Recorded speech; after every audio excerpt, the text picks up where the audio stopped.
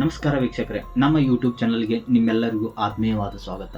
ಇಂದು ನಾನು ಒಂದು ಪ್ರಮುಖವಾದ ವಿಷಯವನ್ನು ಮಾತಾಡಲಿದ್ದೇನೆ. ಪಿಂಚಣಿಯ ಫಲಾನುಭವಿಗಳು ಅಂದರೆ ವೃದ್ಧಾಪ್ಯ ವೇತನ, ಅಂಗವಿಕಲ ವೇತನ, ವಿಧವಾ ವೇತನ ಇನ್ನಿತರ ಪಿಂಚಣಿ ಹಣವನ್ನು ಪಡೆದುಕೊಳ್ಳುತ್ತಿರುವ ವ್ಯಕ್ತಿಗಳಿಗೆ ನಾನು ಒಂದು ಮುಖ್ಯವಾದ ಮಾಹಿತಿಯನ್ನು ತಂದಿದ್ದೇನೆ. ಈ ವಿಡಿಯೋವನ್ನು ಎಲ್ಲಿ ಸ್ಕಿಪ್ ಮಾಡದೆ ನೋಡಿ, ಇದು ನಿಮಗೆ ಬಹಳ ಮುಖ್ಯವಾಗಿರುತ್ತದೆ ಅನಿಸುತ್ತದೆ. ಈಗ ನಮ್ಮ ಕರ್ನಾಟಕ ಸರ್ಕಾರವು ಪಿಂಚಣಿ ಹಣ ರಿಲೀಸ್ ಆಗಿದೆ ಎಂದು ಅಧಿಕೃತವಾಗಿ ಎಲ್ಲಿ ಘೋಷಣೆ ಮಾಡಿಲ್ಲ. ಆದರೆ ನಮಗೆ ಬಂದಿರೋ ಮಾಹಿತಿ ಪ್ರಕಾರ, ಅಂದರೆ ನಮಗೆ ಕೊಡುವವರು ಯಾರ ಮಾಹಿತಿ ಅಂದರೆ ನೀವು ನಮಗೆ ಕಾಮೆಂಟ್ಸ್ ಮಾಡಿರ್ತೀರಿ, ಪಿಂಚಣಿ ಹಣ ಬಂದಿದೆ ನಮಗೆ ಇಲ್ಲ ಅಂತ. ಅದರ ಆಧಾರ ಪ್ರಕಾರ ಜುಲೈ ತಿಂಗಳಲ್ಲಿ ಪಿಂಚಣಿ ಹಣ ರಿಲೀಸ್ ಆಗಿದೆ, ಹಂತವಾಗಿ ಹಣ ರಿಲೀಸ್ ಆಗಿದೆ ಅಂತ ನಮ್ಮ ತಿಳ್ಕೊಂಡಿದ್ದ ಪ್ರಕಾರ ನಿಮಗೆ ನಾವು ಹೇಳತ್ತದು. ಯಾಕಂದರೆ ನಮಗೆ ಕಾಮೆಂಟ್ಸ್ ಆ ರೀತಿ ಬಂದಿರ್ತಾವೆ. ಇನ್ನು ಕೆಲವರಿಗೆ ಹಣ ಬಂದಿಲ್ಲ ಎಂದು ಪ್ರಾಬ್ಲಮ್ ಇರುತ್ತೆ. ನೀವೇನ ಗಾಬರಿ ಆಗಕ್ಕೆ ಹೋಗಬೇಡಿ. ಹಣ ಹಿಂದಿಲ್ಲದ ನಾಳೆ ನಮ್ಮ ಅಕೌಂಟಿಗೆ ಬಂದೇ ಬರ್ತೈತಿ. ಕೆಲವರಿಗೆ ಇಂದ ಬರ್ಬೋದು, ಕೆಲವರಿಗೆ ನಾಳೆ ಬರ್ಬೋದು, ಹಿಂಗೆ ಲೇಟ್ ಮಾಡ್ತಾರೆ. ಇನ್ನು ಇದ್ರೊಳಗೆ ಮೇಜರ್ ಪ್ರಾಬ್ಲಮ್ ಏನಿಂದಾವ ಅಂದ್ರೆ, ನಿಮ್ಮ ಹಣ ಬರಲೇ ಬಂದಿಲ್ಲ. ಈಗ ಸದ್ಯದಾಗ ಈಗ ಈ ತಿಂಗಳು ಹಣ ಬಂದಿಲ್ಲ, ಒಂದು 2 ತಿಂಗಳು ಹಣ ಬಂದಿಲ್ಲ ಅನ್ನೋರಿಗೆ ಅವರು ಏನೇನು ಪ್ರಾಬ್ಲಮ್ ಇರ್ಬೋದು ಅಂದ್ರೆ, ನನ್ನ ಪ್ರಕಾರ ಆಧಾರ್ ಕಾರ್ಡ, ಬ್ಯಾಂಕ್ ಪಾಸ್ಬುಕ್ಕ ಇವ ಲಿಂಕ್ ಆಗ್ಯಾವಲ್ಲೂ ಚೆಕ್ ಮಾಡ್ಕೋಬೇಕು ನೀವು ಒಂದ್ಸಲ. ಮತ್ತು ನಿಮ್ಮ ಡಾಕ್ಯುಮೆಂಟ್ಸ್ಗಳು ಎಲ್ಲ ಕರೆಕ್ಟ್ ಅದಾವೋ ಇಲ್ಲೋ ಅನ್ನೋದನ್ನು ಕ್ಲಾರಿಫಿಕೇಷನ್ ಮಾಡ್ಕೋಬೇಕು. ಇನ್ನು 4 ತಿಂಗಳು, 3 ತಿಂಗಳಾಯಿತು, 5 ತಿಂಗಳಾಯಿತು ಪಿಂಚಣಿ ಹಣ ಬಂದು ನಮಗೆ ಅನ್ನೋರು ಏನು ಮಾಡ್ಬೇಕು, ನಿಮ್ಮ ಎಲ್ಲ ರೀತಿ ಡಾಕ್ಯುಮೆಂಟ್ಸ್ಗಳು ಅಂತ ಹೋಗ್ಬೇಕು. Aadhaar card, PAN card, caste income, bank passbook, ಜೀವನ ಪ್ರಮಾಣ ಪತ್ರ ಇವುಗಳನ್ನು ತೊಗೊಂಡು ನೀವೆಲ್ಲಿ ಹೋಗ್ಬೇಕು, ನಿಮ್ಮ ಊರಿನ ಗ್ರಾಮ ಲೆಕ್ಕಾಧಿಕಾರಿಗೆ ಒಂದ್ಸಲ ಭೇಟಿ ಆಗ್ಬೇಕು. ಅವ್ರು ನಿಮಗೆ ಸಜೆಷನ್ ಮಾಡ್ತಾರೆ. ಇಲ್ಲ ನಿಮ್ಮದು ಏನೋ ಒಂದು ಪ್ರಾಬ್ಲಮ್ ಆಗಿತ್ತು ಅಂದ್ರೆ ಅವ್ರ ಕಡೆ ಲಾಗಿನ್ಗಳು ಇರ್ತಾವೆ, ಆ ವೆಬ್ಸೈಟ್ಗಳು, ಅವರು ಚೆಕ್ ಮಾಡ್ತಾರೆ. ಚೆಕ್ ಮಾಡಿ ಹೇಳ್ಬೋದು ನಿಮ್ಗೆ. ಇಲ್ಲ ಅವ್ರು ಬ್ಯುಸಿ ಆಗಿದ್ದಾರೆ ಬೇರೆ ಕೆಲಸದಾಗ ಅಕಸ್ಮಾತ್ ಅಂದ್ರೆ ನಿಮ್ಗೆ ಅವ್ರೊಂದು ಸಜೆಷನ್ ಮಾಡ್ತಾರೆ. ಇಲ್ಲ ನೀವು ಸೇವಾ ಸಿಂಧು ಅಥವಾ ಗ್ರಾಮನಿಗೆ ಹೋಗ್ರಿ, ಇಲ್ಲ ಇನ್ನಿತರ ಕೇಂದ್ರಗಳು ಇರ್ತಾವೆ ಕಚೇರಿಗಳು, ಆ ಕಚೇರಿಗಳಿಗೆ ಹೋಗ್ರಿ, ಭೇಟಿ ಆಗ್ರಿ. ಅಲ್ಲಿ ನಿಮ್ಗೆ ಸಂಪೂರ್ಣವಾದ ಮಾಹಿತಿಯನ್ನು ಕೊಡ್ತಾರೆ. ಮತ್ತು ಅಪ್ಲಿಕೇಶನ್ ಹಾಕೋದಿತ್ತಂದ್ರೂ ಹಾಕಿ ಕೊಡ್ತಾರೆ ಅಂತ ಅವ್ರು ಸಜೆಷನ್ ಕೊಡ್ತಾರೆ. ನೀವು ಗ್ರಾಮವನ್ನು ಹೋಗಿ ಅವರಿಗೆ ನಮ್ಮ ಪೆನ್ಷನ್ ಹಣ ಈಗ 3 ತಿಂಗಳಾಯಿತು, 4 ತಿಂಗಳಾಯಿತು ಅನ್ನೋರು ಏನಿದ್ದಾರಲ್ಲ, ಅವರು ಹೋಗಿ ಒಂದ್ಸಲ ಭೇಟಿ ಆಗ್ಬೇಕು ನೀವು ಕಂಪಲ್ಸರಿ. ಅಲ್ಲಿ ಹೋಗೋಕ್ಕಿಂತ ಮುಂಚೆನೇ ನೀವು ಎಲ್ಲ ಡಾಕ್ಯುಮೆಂಟ್ಸ್ಗಳು ರೆಡಿ ಮಾಡಿ ಇಟ್ಕೊಂಡು ಹೋದ್ರೆ ಭಾಳ ಒಳ್ಳೆಯದು. ಡಾಕ್ಯುಮೆಂಟ್ಸ್ಗಳನ್ನ ತೊಗೊಂಡು ಹೋಗಿ ಅಲ್ಲಿ ಇರುವ ಗ್ರಾಮ ಸೇವಕ ಇರ್ತಾನೆ, ಅವಾಗ ಗ್ರಾಮ ಸೇವಕಗೂ ಭೇಟಿ ಆಗೋದ್ರು ಇನ್ಫಾರ್ಮೇಷನ್ ಕೊಡ್ತಾನೆ. ನೀವು ಅಲ್ಲಿಂದ್ರನ ಗ್ರಾಮವನಿಗೆ ಹೋಗ್ಬೇಕು, ಇಲ್ಲಕ್ಕ ಕರ್ನಾಟಕವನಿಗೆ ಹೋಗ್ಬೇಕು.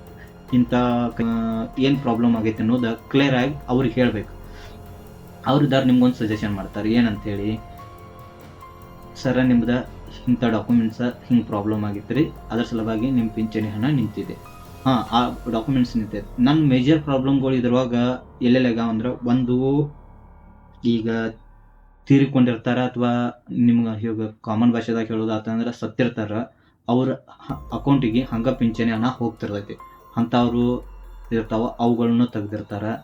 ಇನ್ನು ಕೆಲವರು ಡುಪ್ಲಿಕೇಟ್ ಅಂದರೆ ಫೇಕ್ ಡಾಕ್ಯುಮೆಂಟ್ಗಳು ಕೊಟ್ಟು ಪಿಂಚಣಿ ಹಣವನ್ನು ಮಾಡಿಸ್ಕೊಂಡಿರ್ತಾರೆ. ಅವರು ಏಜ್ ಆಗಿರೋಂಗಿಲ್ಲ, ಏಜ್ ಆಗೈತೈತೆ ಸರ್ಟಿಫಿಕೇಟ್ ಮಾಡ್ಕೊಂಡಿರ್ತಾರೆ. ಇಂಥವೆಲ್ಲ ವೆರಿಫಿಕೇಷನ್ ಮಾಡ್ತಿರ್ತಾರೆ. ಇದ್ರೊಳಗೆ ಯಾವುದೋ ಒಂದು ಪ್ರಾಬ್ಲಮ್ ಆಗಿದೆ. ಅತಿ ಹೆಚ್ಚಿಗೆ ಮೇಜರಾಗಿ ಆಗೋದಂದ್ರೆ ಇನ್ಕಮ್ದಾಗ. ಯಾಕಂದರೆ ಇನ್ಕಮ್ನ ನಮ್ಮ ಸರ್ಕಾರದ ಒಂದು ಆದೇಶ ಐತಿ. ನಾನು ನಿನ್ನೆ ವಿಡಿಯೋದಾಗ ನಿಮ್ಗೆ ತಿಳಿಸಿದ್ದೇನೆ. ಅದ್ರೊಳಗೆ ಏನು ಆದೇಶ ಐತೆ ಅಂದ್ರೆ, ಒಂದೊಂದು ಆ್ಯಕ್ಟ್ ಪ್ರಕಾರ ಹಿಂಗೊಂದು ಏನೋ ಒಂದು ಕೊಟ್ಟಾರ, ಒಂದು ಆರ್ಟಿಕಲ್. ಅವ್ರ ಅದ್ರೊಳಗೆ ಏನು ಹೇಳ್ಯಾರಂದ್ರೆ, ಮೆನ್ಷನ್ ಮಾಡ್ಯಾರ ಅವ್ರ, ಯಾರು ಬಿಲೋ 32,000 ಅಂದ್ರೆ 32,000 ಒಳಗೆ ಯಾರು ಇನ್ಕಮ್ ಹೊಂದಿರ್ತಾರ ಅಂಥವ್ರು ಮಾತ್ರ ಪಿಂಚಣಿಗೆ ಅರ್ಹರಾಗಿರ್ತಾರೆ ಅಂತ ಕರ್ನಾಟಕ ಸರ್ಕಾರದಿಂದ ಒಂದು ಮಾಹಿತಿ ಐತಿ. ಆಲ್ರೆಡಿ ಐತಿ. ಇದನ್ನು ಯಾವಾಗ ಅಪ್ಡೇಟ್ ಮಾಡ್ಯಾರ ಅಂದ್ರೆ, ಅವ್ರ 2025ರಾಗ ಅಪ್ಡೇಟ್ ಮಾಡ್ಯಾರ. ಪಿಂಚಣಿ ಹಣ ಪಡೆದುಕೊಳ್ಳೋರು ಯಾವತ್ತಿದ್ರು ನಿಮ್ಮ ಇನ್ಕಮ್ 32,000 ಒಳಗೆ ಇರಬೇಕು. ಇದು ಮಾತ್ರ ತಲೆಯಾಗಿಡು. ಆ ನಂತರ ನೀವು ಹೋಗಿ ಅಲ್ಲೆಲ್ಲ ಡಾಕ್ಯುಮೆಂಟ್ಸ್ಗಳನ್ನ ಕೊಟ್ಟು ಅವ್ರದ್ದವ್ರು ನಿಮ್ಗೆ ಅಪ್ಲಿಕೇಶನ್ ಹಾಕಿ, ಅಪ್ಲಿಕೇಶನ್ದು ಒಂದು ಫಾರ್ಮ್ ಕೊಡ್ತಾರೆ. ಆ ಫಾರ್ಮ್ ತಂದು ಇಟ್ಕೊಂಡು ನಿಮ್ಗೊಂದು ಕೆಲವು ಅಂದ್ರೆ ಒಂದು 10 ಅನ್ನೋಕ್ಕಿಂತ ಒಂದು ಮೇಜರ್ ನನ್ನ ಲೆಕ್ಕಕ್ಕೆ 10 ದಿನದಾಗರೂ ಏನು ಆಗಂಗಿಲ್ಲ. ನಮ್ಗೆ ಕರ್ನಾಟಕ ಸರ್ಕಾರ ಅಷ್ಟು ಸ್ಪೀಡ್ ಇಲ್ಲ ಅಂತ ಅನ್ಕೋತಾನೆ. ಒಂದು 15ರಿಂದ 1 ತಿಂಗಳ ನಂತರ ನಿಮಗೆ ಒಂದು ತಿಂಗಳದಾಗ ನಮ್ಮ ಕರ್ನಾಟಕ ಸರ್ಕಾರದಿಂದ ಯಾವುದೋ ರೀತಿ ಆಗಲಿ ಹಣ ಬರಂಗಿಲ್ಲ. ಒಂದು ತಿಂಗಳ ನಂತರ ನನ್ನ ಲೆಕ್ಕಕ್ಕೆ ಹಾಕ್ಬೋದು ಅವರು. ಆದ್ರೆ ಬಾಕಿ ಅಂದರೆ ಈಗ ನಿಮ್ಮ 4 ತಿಂಗಳು 5 ತಿಂಗಳು ಬಾಕಿ ಇರೋ ಹಣ ನನಗೆ ಹಾಕ್ತಾರೆ ಅನ್ನೋದು ಐ ಹೋಪ್ ಡೌಟ. ಹಾಕಿರೂ ಹಾಕ್ಬೋದು ಅಂದಾಜು ಪ್ರಕಾರ. ಆದರೆ ಇನ್ನು ಮ್ಯಾಲಿಂದ ಕಂಟಿನ್ಯೂ ಆಗಿ ನಿಮಗೆ ಹಾಕ್ತಾರೆ. ಕೆಲವೊಬ್ಬರಿಗೆ ಬಾಕಿ ಇರೋ ಹಣ ಈಗಾಗಲೇ ಹಾಕ್ಯಾರ, ಇನ್ನು ಕೆಲವೊಬ್ಬರಿಗೆ ಇನ್ನು ಬಾಕಿ ಇರೋ ಹಣ ಹಾಕಬೇಕು. ಇಲ್ಲಿ ಕರ್ನಾಟಕ ಸರ್ಕಾರದ ಒಂದು ಲಾಜಿಕ್ ಏನಂದ್ರೆ, ನನ್ನ ಓನ್ ಒಪಿನಿಯನ್ ಏನಂದ್ರೆ, ಕರ್ನಾಟಕ ಸರ್ಕಾರ ಈಗ ಒಂದು ವರ್ಷದಾಗ ಇಂಥದ್ದೊಂದು ಯಾವುದೋ ಒಂದು ಡಾಕ್ಯುಮೆಂಟ್ಸ್ ವೆರಿಫಿಕೇಷನ್ ಸಲುವಾಗಿ ಒಂದು ಥೋಡೆ ಮಂದಿದ ಬಂದ್ ಮಾಡ್ತಾರೆ ಹಣ ಹಾಕೋದು. ಈ ಹಣ ಎಲ್ಲಿ ಹೋಗ್ತದೆ? ಆದರೆ ಸರ್ಕಾರದಲ್ಲಿ ಲಾಸ್ಟಿಗೆ ಕೊಡೋದೇನು ರಿಪೋರ್ಟ, ನಾವು ಇಷ್ಟು ಕೋಟಿ ಪಿಂಚಣಿ ಹಣವನ್ನು ಕೊಟ್ಟಿದ್ದೇವೆ ಅಂತ ಕೊಡ್ತಾರೆ ಸರ್ಕಾರ ರಿಪೋರ್ಟ್. ಆದರೆ ಆ ಹಣ ಎಲ್ಲಿ ಹೋಗ್ತದೆ? ಈ ಒಂದು ನನ್ನ ಲೆಕ್ಕಕ್ಕೆ ಎಲ್ಲರಿಗೂ ನೀವೊಂದು ಕಾಮೆಂಟ್ ಮಾಡಿರಿ. 12 ತಿಂಗಳು ಒಂದು ವರ್ಷಕ್ಕೆ 12 ತಿಂಗಳಲ್ಲ, 12 ತಿಂಗಳು ಪಿಂಚಣಿ ಹಣ ನಿಮಗೆ ಕರೆಕ್ಟಾಗಿ ಬರ್ತೈತೆ ಅಂತ ನನ್ನ ಲೆಕ್ಕಕ್ಕೆ ಬರಂಗಿಲ್ಲ ಅನ್ಸುತ್ತೆ. ಯಾಕಂದ್ರೆ ಭಾಳ ಮಂದಿ ಪ್ರಾಬ್ಲಮ್ ಆಗ್ತೀವಿ. ಈಗ 12 ತಿಂಗಳದಾಗ ನಿಮ್ದು 1 ತಿಂಗಳು ಹಾರಿಸಿರಂತಿದ್ದಾರೆ, 1 ತಿಂಗಳು ಹಿಂಗೆ ಎಷ್ಟು ಮಂದಿ ಹಾರಿಸಿರ್ತಾರೆ. ಈ ಪಿಂಚಣಿ ಹಣ ಎಲ್ಲಿ ಹೋಗ್ತದೆ? ಯಾಕಂದರೆ ಇದು ನನ್ನ ಲೆಕ್ಕಕ್ಕೆ ಸರ್ಕಾರನ ಇದಕ್ಕೆ ಆನ್ಸರ್ ಮಾಡ್ತಾರೆ, ನಮಗೇನು ತಿಳಿದಂತ. ಈಗ ಇಂಥ ಮಾಹಿತಿಗಳನ್ನ ಹೇಳಬಾರ್ದು ನನಗೂ ಗೊತ್ತಿಲ್ಲ, ಏನು ಮಾಡೋಕ್ಕೆ ಬರಂಗಿಲ್ಲ. ಯಾಕಂದರೆ ಇದು ಏನು ಅನ್ನೋದೇ ನನಗೆ ತಿಳಿವತ್ತ. ಸರ್ಕಾರದ ಡಾಕ್ಯುಮೆಂಟ್ಸ್ ವೆರಿಫಿಕೇಷನ್ ಮಾಡ್ಬೇಕಾದ್ರೆ ಅದು ಸಡನ್ನಾಗಿ ಮಾಡ್ಬೋದು. ಈಗ ಹೆಂಗಾದರೂ ಈಗ ನಮ್ಮೂರಾಗ ಈಗ ಒಂದು ಏನೋ ಗಣತಿ ನಡೀತಂದ್ರೆ ಏನು ಮಾಡ್ತಾರೆ, ಬಡ ಸ್ಕೂಲಿಂದ ಅಲ್ಲಿರೋ ಸ್ಕೂಲ್ ಸ್ಟಾಪ್ ಎಲ್ಲ ಬರ್ತೈತೆ ಮಾಡ್ಕೊಂಡು ಬಡ ಮನೆಗೆ ಗಣತಿ ಮಾಡ್ತಾರೆ. ಒಂದು ವಾರ ಒಳಗೆ ಊರು ಗಣತಿನ ಮುಗಿಸ್ತಾರೆ. ಈ ಊರಿಗೆ ಒಬ್ಬ ತಲಾಟಿ ಇರ್ತಾನೆ. ತಲಾಟಿ ಅಂದ್ರೆ ಒಂದು 4 ಮಂದಿ ಗ್ರಾಮ ಸೇವಕರು ಇರ್ತಾರೆ. ಮಿನಿಮಮ್ 4 ಮಂದಿ ಇರಲಿ, ಒಬ್ಬರೇ ಇರಲಿ. ಗ್ರಾಮ ಸೇವಕರನ್ನು ತಗೋದ, ಪಿಂಚಣಿದಾರ ಲಿಸ್ಟ್ ತಗೋದ, ಅವ್ರವ್ರ ಮನೆಗೆ ಹೋಗೋದು. ಅವ್ರವ್ರ ಮನೆಗೆ ಹೋಗಿ ಅದೇನು ಮುಗಿಯೋದ ಒಂದು ದಿನದಾಗ ಒಂದು ಊರು ಮುಗಿದ್ರು ಬೇಡ, ಒಂದು ದಿನ ಹೋಗಿ ಒಂದು ವಾರ ತಗೋಲಿ. ಒಂದು ವಾರದಾಗ ಒಂದು ಊರಂಕ ಆರಾಮ ಮುಗಿತೈತಿ. ಇಬ್ಬರು ಹೋಗೋದ, ಎಲ್ಲೆಲ್ಲಿ ಇರ್ತಾರೆ ಪಿಂಚಣಿ ಮನೆಗೆ ಹೋಗೋದ, ವಿಸಿಟ್ ಮಾಡೋದ, ಅವ್ರದ್ದು ಏನು ಪರಿಶೀಲನೆ ಮಾಡೋದ.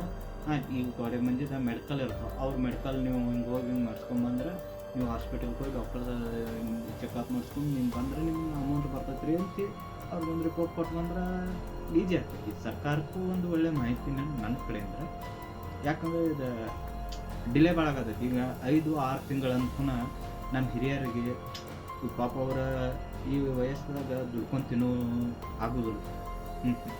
ಇಂಥ ಪೆನ್ಷನ್ ಹಣ ಮತ್ತು ಈಗ ಯಾರೋ ಕೊಟ್ಟಿದ್ದ ಒಂದು ತೊಳೆ ಹಣದಿಂದ್ರನ ಜೀವನ ಸಾಗಿಸ್ತಾ ಇರ್ತಾರೆ.